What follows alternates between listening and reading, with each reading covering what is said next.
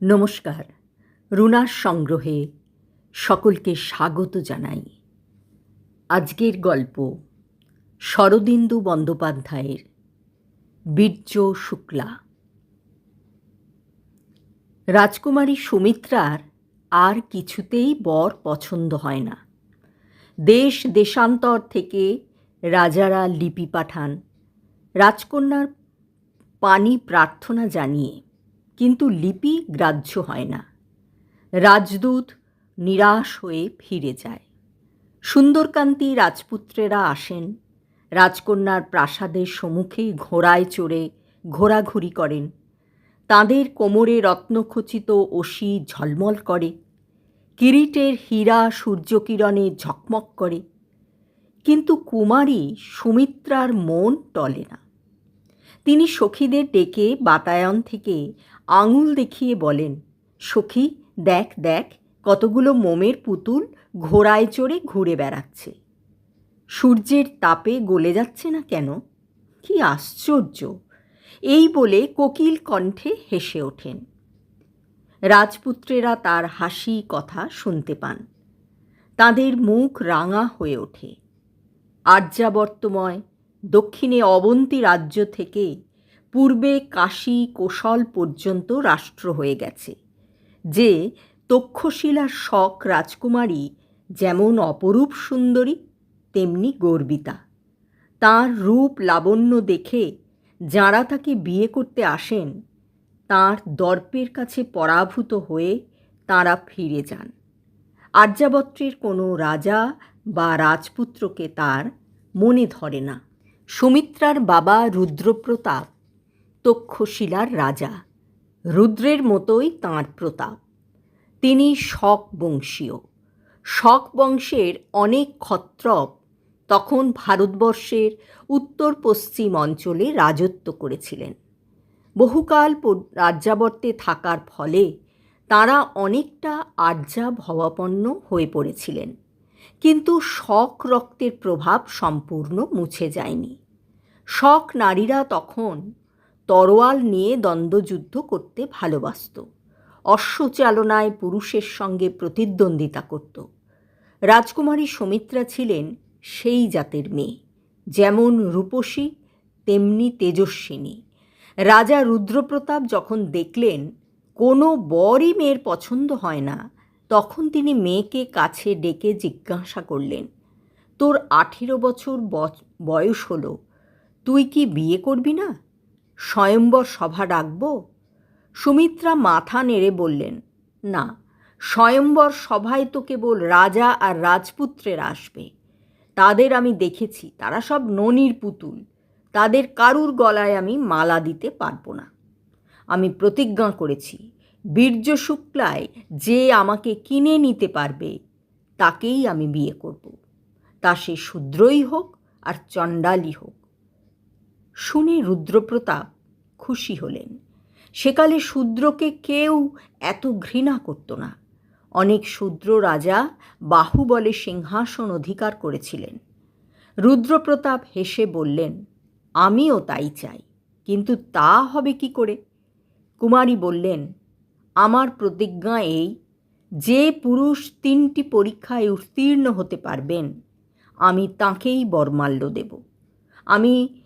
আপনি রাজ্যে এই কথা ঘোষণা করে দিন। বেশ, কি কি বিষয় পরীক্ষা হবে? বাহুবল, হৃদয় বল আর বুদ্ধিবলের পরীক্ষা হবে। আমি নিজে পরীক্ষা করব। রাজা মেয়ের পিঠে হাত রেখে আদর করে বললেন, সুমিত্রা, তুই শক দুহিতার উপযুক্ত কথা বলেছিস। আজই আমি দেশ বিদেশে ঢেঁড়া দিয়ে দিচ্ছি। রাজ্যে রাজ্যে আবার ঘোষণা হয়ে গেল। আবার অনেক রাজা, রাজপুত্র, সেনাপতি, অমাত্য এলেন, কিন্তু সকলকেই ব্যর্থ মনোরথ হয়ে ফিরে যেতে হলো। কেউ বাহুবলের পরীক্ষায় উত্তীর্ণ হলেন, কিন্তু বুদ্ধিবলে উত্তীর্ণ হতে পারলেন না। আবার কেউ বা বুদ্ধিবলে উত্তীর্ণ হলেন, কিন্তু হৃদয় বলে অর্থাৎ সাহসিকতায় বিফল হলেন। সকলেই অধোবদনে ফিরে গেলেন, রাজকুমারীকে লাভ করতে পারলেন না। এমনিভাবেই কিছুদিন কেটে গেল। একদিন সকালবেলায় মন্ত্রগৃহের দ্বিতলে রাজা রুদ্রপ্রতাপের সভা বসেছে। চারিদিকে পাত্র, মিত্র, সেনাপতি, শ্রেষ্ঠী, সামন্ত রয়েছেন। রাজা স্বয়ং সিংহাসনে আসীন। রাজার ডান পাশে মর্মর পদ্মাসনে কুমারী সুমিত্রা। সভা যেন তাঁর রূপের ছটায় আলোকিত হয়ে গেছে। তাঁর গর্বিত গ্রীবাভঙ্গি আর তীক্ষ্ণ কটাক্ষে সভার বড় বড় পীরের পৌরসও যেন সংকুচিত হয়ে পড়েছে। সভার তোরণের কাছে প্রতিহার ভূমিতে হঠাৎ একটা গোলমাল শুনতে পেয়ে রাজা জিজ্ঞাসা করলেন, কিসের গণ্ডগোল? মকরকেতু, দেখো তো। মকরকেতু রাজ্যের একজন সেনানী। তিনি যুবা পুরুষ, বিশাল তাঁর দেহ। তার চেহারা দেখেই শত্রু ভয়ে আধমরা হয়ে যায়।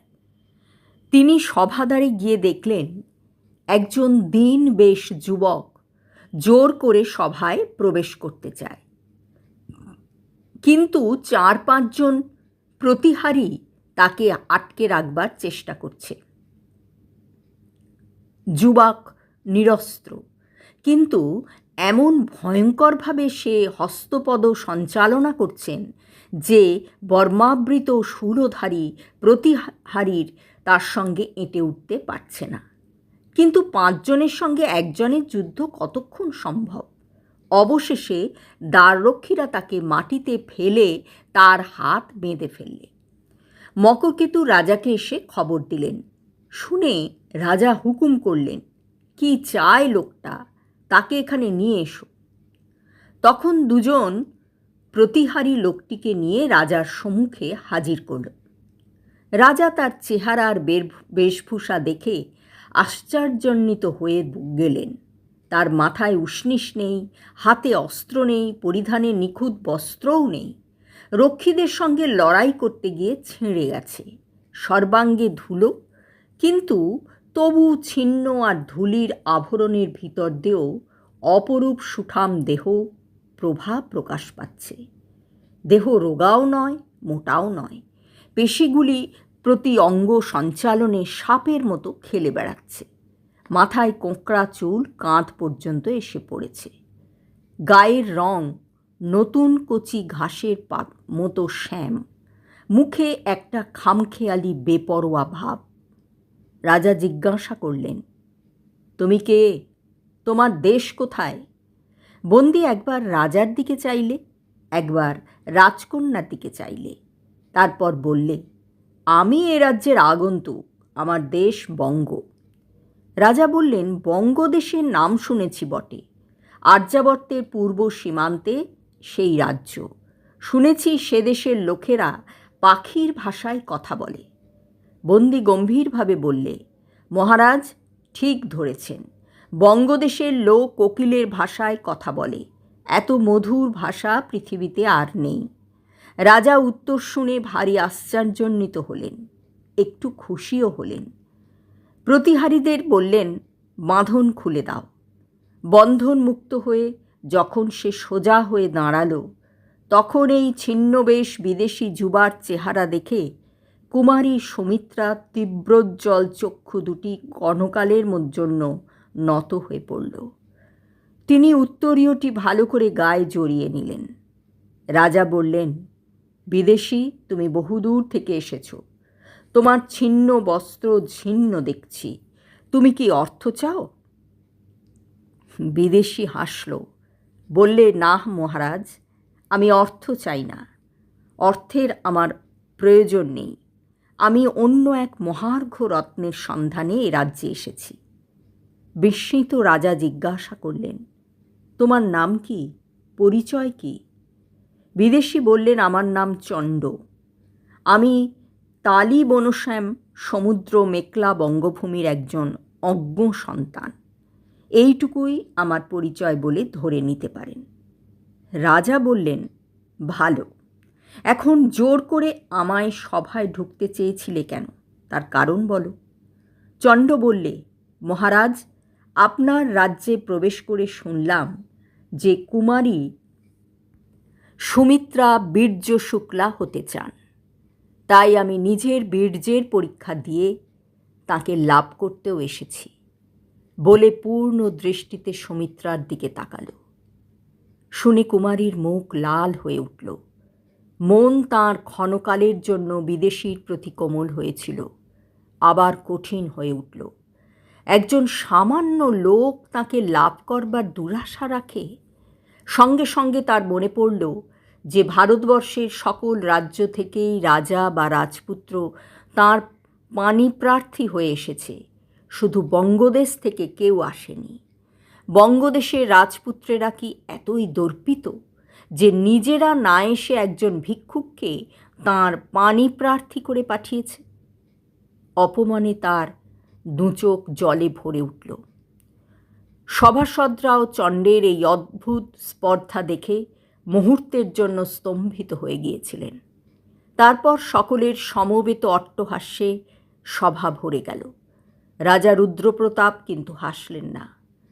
তিনি আরক্ত চোখে মকরকেতুকে আঙুল দেখিয়ে বললেন, এটাকে সভার বাহিরে নিক্ষেপ করো। মকরকেতু সবচেয়ে বেশি জোরে হাসছিলেন। হাসির ধাক্কায় তার বিরাট দেহ দুলে দুলে উঠছিল। তিনি হাসতে হাসতেই চণ্ডকে সভার বাইরে নিক্ষেপ করতে অগ্রসর হলেন। কিন্তু তার গায়ে হাত দিতে না দিতেই এক অদ্ভুত ব্যাপার হলো। চণ্ড দুই হাতে মকরকেতুর কোমর ধরে তাকে মাথার ঊর্ধ্বে তুলে অবলীলাক্রমে গবাক্ষের পথে নিচে ফেলে দিয়ে রাজার সম্মুখে ফিরে এসে বললে, মহারাজ, আপনার আজ্ঞা পালিত হয়েছে। সভা নির্বাক। রুদ্রপ্রতাপের মুখে কথা নেই। চণ্ড এমনভাবে এসে দাঁড়িয়ে আছে যেন সে বিশেষ কিছুই করেনি, এরকম সে রোজই করে থাকে। সকলে ভাবছে, এ কি আশ্চর্য ব্যাপার! মকরকেতুকে যে ব্যক্তি একটা তুলোর বস্তার মতো তুলে ফেলে দিতে পারে, তার গায়ে কি অসীম শক্তি! সভাশুদ্ধ লোক বিস্ফারিত চোখে চণ্ডের মুখের পানে চেয়ে রইল। এতক্ষণে সুমিত্রা কথা কইলেন। নিস্তব্ধ সভাগৃহে তার কণ্ঠস্বর বীণার মতো বেজে উঠল। ঈষৎ ভ্রুভঙ্গি করে তিনি ধীরে ধীরে বললেন, বিদেশী, তোমার দেশে কি রাজা নেই? চণ্ড বললে, রাজা আছেন বৈকি রাজকুমারী, তাঁর প্রতাপে প্রাগজ্যোতিষ থেকে কোশল পর্যন্ত কম্পমান। সুমিত্রা বললেন, বটে, তবে কি তিনি প্রবীণ? চণ্ড বললে, হ্যাঁ, তিনি প্রবীণ। সুমিত্রা প্রশ্ন করলেন, তার কি পুত্র নেই? চণ্ড মৃদু হাসল, আছে। শুনেছি যুবরাজ ভট্টারক পরম রসিক, তবে তিনি পিতার মতো বীর কিনা তা বলতে পারি না।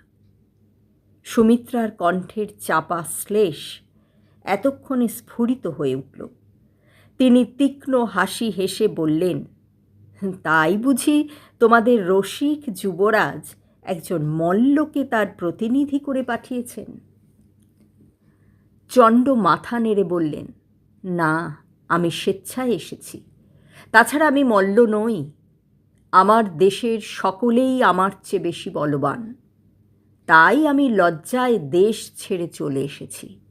এই বলে কপট লজ্জায় মাথা নিচু করলে। কুমারী সুমিত্রা অধর দংশন করলেন। এই লোকটার সঙ্গে কথাতেও পারবার জো নেই।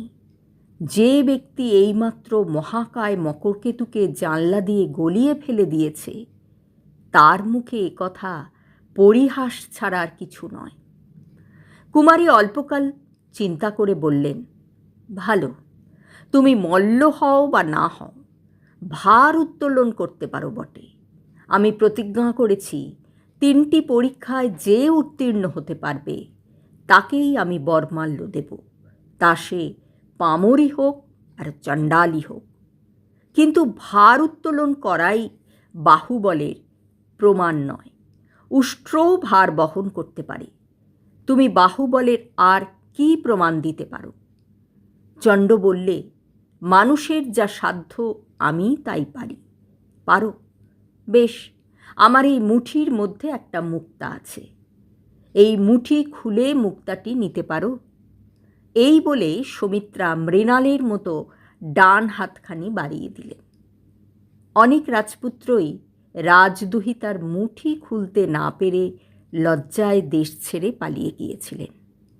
চণ্ড তাঁর সামনে গিয়ে দাঁড়াল, ক্ষুব্ধ স্বরে বললে, রাজকুমারী এ পুরুষের উপযুক্ত পরীক্ষা নয়, আমাকে অকারণ লজ্জা দিচ্ছেন কেন? এই বলে সে বাঁ হাতের দুটি আঙুল দিয়ে রাজকুমারীর মুঠির দুদিক চেপে ধরলে। রাজকুমারী একেবারে শিউরে উঠলেন। তারপর তাঁর মুঠি আস্তে আস্তে খুলে গেল। মুক্তাটি হাত থেকে তুলে নিয়ে চণ্ড বললে, আজ থেকে এই মুক্তাটি আমার কর্ণের ভূষণ হল। রাজকুমারীর মুখ বিবর্ণ হয়ে গেল। তিনি কিছুক্ষণ বিহ্বল চক্ষে নিজের পানে চেয়ে রইলেন। তারপর উঠে দাঁড়িয়ে অবরুদ্ধ স্বরে বললেন, প্রথম পরীক্ষায় তুমি উত্তীর্ণ হয়েছ, বাকি দুই পরীক্ষা আজ অপরাহ্নে হবে। এই বলে তিনি দ্রুত পদে সভা ছেড়ে চলে গেলেন। নিজের শয়নঘরে গিয়ে রাজকুমারী বিছানায় শুয়ে কাঁদতে লাগলেন। এমন লাঞ্ছনা তিনি জীবনে ভোগ করেননি। কোথাকার এক পরিচয়হীন অখ্যাত লোক এসে অবহেলা ভরে বাঁ হাতে তার মুঠি খুলে দিলে। কি কঠিন তার আঙুল, যেন লোহা দিয়ে তৈরি। সেই আঙুল রাজকুমারীর মুঠি স্পর্শ করা মাত্র যেন অবশ হাত আপনি খুলে গেল। কেন এমন হলো? ও কি ইন্দ্রজাল জানে? চোখ মুছে সুমিত্রা পালঙ্কে উঠে বসলেন। তাঁর লুণ্ঠিত অভিমান আহত সর্পের মতো আবার ধীরে ধীরে মাথা তুলতে লাগল। তিনি গালে হাত দিয়ে ভাবতে লাগলেন, কি করে আজ বাকি দুই পরীক্ষায় চণ্ডকে পরাস্ত করবেন। বেলা তৃতীয় প্রহরের তুর্য দামামা বাজবা মাত্রই রাজা রাজ্যের বড় বড় প্রবীণ অমাত্যরা রাজ্য উদ্যানে সমবেত হলেন। রাজকুমারী বেণী দুলিয়ে ফুলের মালা গলায় দিয়ে নিজের প্রাসাদ থেকে নেমে এলেন। চণ্ড উপস্থিত হল। এখন আর তার ধূসর বেশ নেই। পরিধানে পট্টবস্ত্র, বুকে লোহার বর্ম, হাতে ধনুস্বর। ডান কানে সেই মুক্তাটি বেলফুলের কুঁড়ির মতো দুলছে। রাজ উদ্যানটি প্রকাণ্ড, চারিদিকে উঁচু পাঁচিল দিয়ে ঘেরা। তাতে বড় বড় ফল ফুলের গাছ, আম্র, জম্বু, বকুল, পিয়াল, কদম্ব শোভা পাচ্ছে। মাঝে মাঝে সরোবর, মাঝে মাঝে বুক পর্যন্ত উঁচু স্বচ্ছ স্ফটিকের দেওয়াল বাগানের পুষ্পিত অংশকে ঘিরে রেখেছে। চারিদিকে পোষা হরিণ, শশক, ময়ূর চড়ে বেড়াচ্ছে। একটি পাথরের বড় বেদির ওপর রাজা আর অমাত্যরা আসন গ্রহণ করলেন। সুমিত্রা দুজন সখীর সঙ্গে অদূরে আরেকটা বেদিতে বসলেন। চণ্ড দাঁড়িয়ে রইল। কুমারী একবার আয়ত উজ্জ্বল চোখ তুলে চণ্ডের দিকে চাইলেন। তারপর গ্রীবা হেলিয়ে একজন সখীকে ইঙ্গিত করলেন। সখীর হাতে একটা সোনার কলস ছিল। সে গিয়ে সেই কলসটি স্ফটিকের দেওয়ালের পিছনে রেখে এলো। কুমারী তখন জিজ্ঞাসা করলেন, বিদেশী, তুমি তীর ছুঁড়তে জানো? মুখ টিপে হেসে চণ্ড বললে, ছেলেবেলায় শিখেছিলাম, অল্প স্বল্প জানি। ভালো, এবারে তোমার বুদ্ধি বলের পরীক্ষা হবে। স্ফটিক কুণ্ডের ওপারে ওই ঘট দেখতে পাচ্ছ? তুমি যেখানে দাঁড়িয়ে আছো সেইখান থেকে তীর দিয়ে ওই ঘট বিদ্ধ করতে হবে। যদি পারো বুঝবো তুমি কৌশলী বটে। রাজা এবং পারিষদেরা সকলেই অবাক হয়ে রইলেন। হে কি অদ্ভুত পরীক্ষা! এদিক থেকে ঘট বিদ্ধ করা কি সম্ভব কখনো? মাঝে 5 আঙুল পুরু স্ফটিকের দেওয়াল রয়েছে। সে দেওয়াল ভেদ করে তীর ছোঁড়া মানুষের সাধ্য নয়। চণ্ড বললে, হে কি মানুষের কাজ! এরকম লক্ষ্যভেদ যে দেবতাদেরও অসাধ্য। সুমিত্রা বিদ্রূপ স্বরে বললেন, তবে কি তুমি চেষ্টার আগেই পরাভব স্বীকার করছো? চণ্ড বললেন, না না, তা আমি বলছি না। আমি বলছি যে আপনি মানুষের অসাধ্য কাজ দিয়ে আমাকে দেব পদবী দান করছেন। রাজকুমারী তীক্ষ্ণ স্বরে জিজ্ঞাসা করলেন, তবে কি তুমি পারবে বলে মনে হয়? চণ্ড হেসে বললেন, পারা না পড়া দৈবের অধীন, তবে এ পরীক্ষা বঙ্গীয় ধনুর্ধরের উপযুক্ত বটে। চণ্ড সযত্নে ধনুকে গুণ পরালে। ঈষৎ টঙ্কার দিয়ে দেখলে গুণ ঠিক হয়েছে কিনা। তারপর আকাশের দিকে চেয়ে আস্তে আস্তে ধনুকে স্বর সংযোগ করলে। গাছের পাতা নড়ছে না, বাতাস স্থির। দর্শকেরা চিত্রাবৃতের মতো বসে আছেন। চণ্ড ধীরে ধীরে ধনুক ঊর্ধ্বে তুললে। একবার সুবর্ণ ঘাটের দিকে চেয়ে দেখলে। তারপর জ্যামুক্ত তীর আকাশের দিকে ছুটে চলল। তীর আতশবাজির মতো সোজা আকাশে উঠে পাক খেয়ে নক্ষত্র বেগে নিচের দিকে মুখ করে নেমে আসতে লাগল। ঠং করে একটা শব্দ হলো। সকলে মুগ্ধ হয়ে দেখলেন তীরটি সোনার কলসের গায়ে বেঁধে আছে। রাজকুমারী এতক্ষণ রুদ্ধশ্বাসে বসে দেখছিলেন। তার বুক থেকে একটা কম্পিত দীর্ঘশ্বাস বার হয়ে গেল। বুক দুরু দুরু করে কাঁপতে লাগল। আশঙ্কায় কি আনন্দে বুঝতে পারলেন না। চণ্ডের কপালেও ঘাম দেখা দিয়েছিল। সে ঘাম মুছে জিজ্ঞাসা করলেন, রাজকন্যা, আদেশ পালন করতে পেরেছি কি? রাজকন্যার গলা কেঁপে গেল। তিনি বললেন, পেরেছ। একটু থেমে বললেন, এবারে শেষ পরীক্ষা। চণ্ড যেন একটু ক্ষুণ্ণ হয়ে বললে, এরই মধ্যে শেষ পরীক্ষা? আমার ইচ্ছা হচ্ছে সারা জীবন ধরে আপনার কাছে পরীক্ষা দিই। সুমিত্রার বুক আবারও দুরু দুরু করে উঠল, কিন্তু তিনি নিজেকে সংযত করে বললেন, শেষ পরীক্ষা এই, আমি এই বনের মধ্যে দৌড়ে যাব। 10 গুনতে যতক্ষণ সময় লাগে ততক্ষণ পরে তুমি আমার পশ্চাৎ ধাবন করবে। তোমার হাতে একটা তীর আর ধনুক থাকবে। তুমি যদি আমাকে স্পর্শ করতে পারো তাহলে তোমার জিত, আর যদি আমি ফিরে সেই বেদী স্পর্শ করতে পারি তাহলে তোমার হার। আমার গতি রোধ করার জন্যে তুমি অস্ত্র নিক্ষেপ করতে পারো, কিন্তু যদি আমার অঙ্গ থেকে এক বিন্দু রক্ত বার হয় তাহলে তদণ্ডেই তোমার প্রাণ যাবে। চণ্ড বললে, মানবী মৃগয়া আমার জীবনে এই প্রথম। ভালো, তাই হোক। হরিণীর মতো ক্ষিপ্র চঞ্চল পদে কুমারী সুমিত্রা বনের গাছপালার মধ্যে মিলিয়ে গেলেন। 10 গণা শেষ হলে চণ্ড তীর ধনুক হাতে শিকারীর মতো তাঁকে অনুসরণ করলে। চণ্ড খুব দ্রুত দৌড়তে পারে, কিন্তু রাজকুমারীর সঙ্গে পাল্লায় সে পিছিয়ে পড়তে লাগল। ক্রমে উদ্যানের গাছপালা যতই ঘন হতে আরম্ভ করল, ছায়াও তত গভীর হতে লাগল। তার ভিতর দিয়ে পলায়মান সুমিত্রার শুভ্র অঞ্চল আর উড্ডীন বেণী দেখা যেতে লাগল, কিন্তু ক্রমে আর তাও দেখা যায় না। চণ্ড বুঝলে সুমিত্রার সঙ্গে দৌড়ে সে পারবে না। হাজার হোক তিনি নারী, তাঁর শরীর লঘু। এদিকে চণ্ডের গায়ে লৌহ বর্ম। এ অবস্থায় কেবল পশ্চাৎধাবন করে কুমারীকে ধরা অসম্ভব। চণ্ড তখন যে পথে রাজকুমারী ফেরবার সম্ভাবনা সেই দিক দিয়ে যেতে লাগল। ছায়ায় অস্পষ্ট বন, ফুলের গন্ধে বাতাস যেন ভারী হয়ে আছে। অগণ্য গাছের শ্রেণীতে বেশি দূর দেখা যায় না। সংশয় ভরা মন নিয়ে খানিক দূর যাবার পর হঠাৎ চণ্ড দেখলে সুমিত্রা তার দিকেই ছুটে আসছেন। কিন্তু কাছাকাছি এসে সুমিত্রাও চণ্ডকে দেখতে পেলেন। উচ্চ হাস্য করে তিনি আবার বিপরীত দিকে ছুটলেন, কিন্তু চণ্ড তখন তাঁর খুব কাছে এসে পড়েছে। তাঁর দৃষ্টি ছাড়িয়ে পালানো আর সম্ভব নয়। তবু চণ্ড পেছিয়ে পড়তে লাগল। 10 হাতের ব্যবধানে 15 হাত পার হল। সুমিত্রার পা যেন মাটিতে পড়ছে না।